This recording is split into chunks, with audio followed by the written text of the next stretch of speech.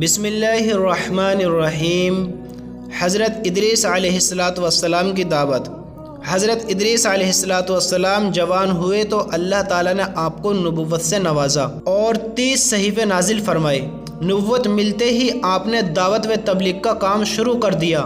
مسلسل دعوت دینے کے باوجود تھوڑے سے لوگوں نے ایمان قبول کیا اور اکثر لوگ جھٹلانے اور ستانے میں لگے رہے۔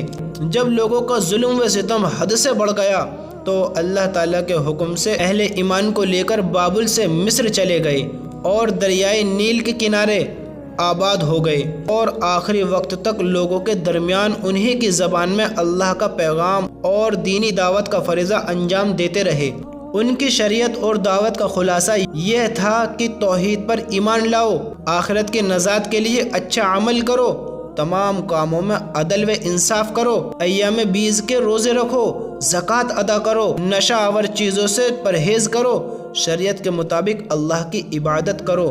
وہ آخری وقت تک لوگوں کو دین کی دعوت اور اچھے کاموں کی نصیحت کرتے ہوئے 365 سال کی عمر میں اپنے خالق حقیقی کے دربار میں پہنچ گئے۔ ابو جہل پر خوف۔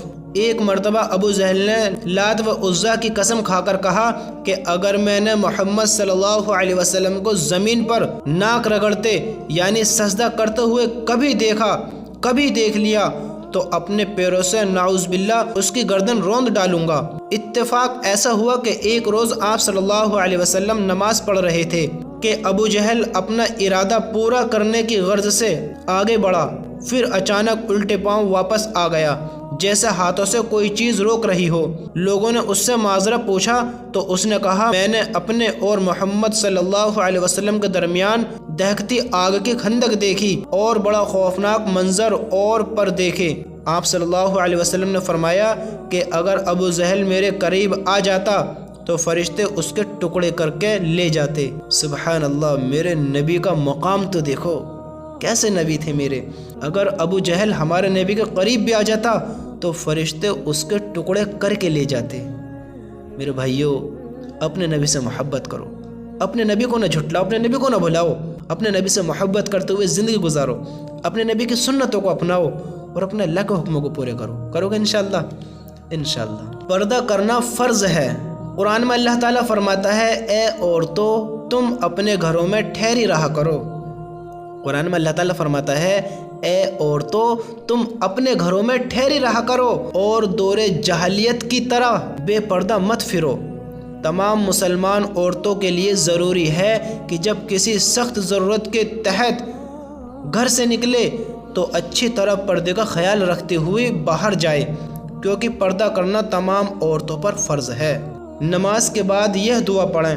رسول اللہ صلی اللہ علیہ وسلم نے فرمایا، اے معاذ، میں تم کو وصیت کرتا ہوں کہ کسی نماز کے بعد اس دعا کو نہ چھوڑنا، اللہم اعنی علی ذکرک و شکرک و حسن عبادتک، جس کا ترجمہ یہ ہے، اگر آپ عربی میں نہ پڑھ سکو تو یہ ہندی میں بھی ہے۔ ہندی میں ایسا کہیں، اے اللہ اپنا ذکر و شکر کرنے اور اچھی طریقے سے عبادت کرنے پر میری مدد فرما۔ ہر نماز کے بعد اللہ سے ایسے کہیں، اے اللہ اپنا ذکر و شکر کرنے اور اچھے طریقے سے عبادت کرنے پر میری مدد فرما۔ ٹھیک ہے انشاءاللہ، اس طریقے سے کہیں۔ اور عربی میں پڑھنا چاہیں تو عربی پڑھ لیں، اللہم اعنی علی ذکرک و شکرک و حسن عبادتک۔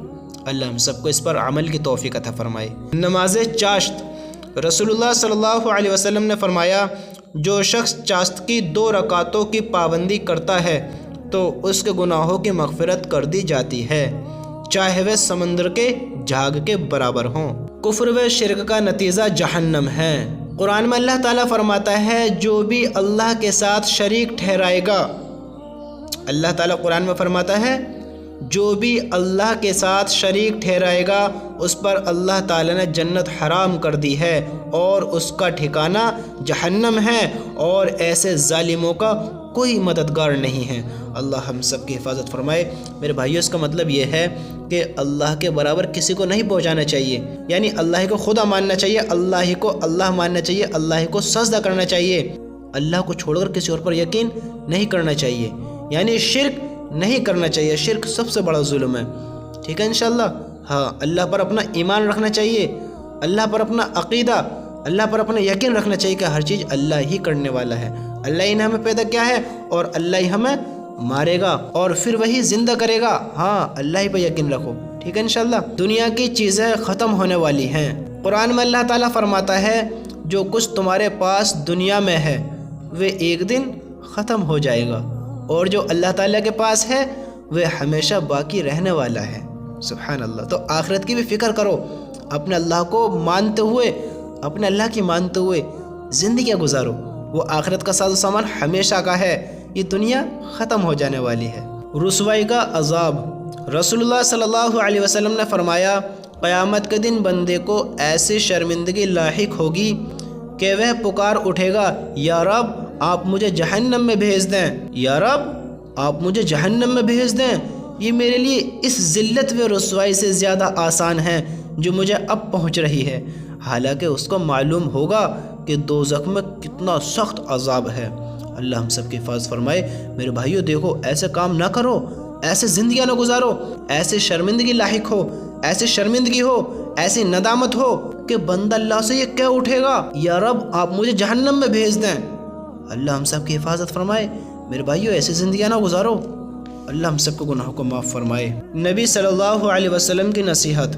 رسول اللہ صلی اللہ علیہ وسلم نے حضرت ابو ذر کو نصیحت فرمائی کہ قرآن کریم کی تلاوت اور اللہ کے ذکر کا اہتمام کیا کرو، اس عمل سے آسمانوں میں تمہارا ذکر ہوگا اور یہ عمل زمین میں تمہارے لیے ہدایت کا نور ہوگا۔ اللہ ہم سب کو ان باتوں پر، ان حدیثوں پر عمل کی توفیق نصیب فرمائے، آمین۔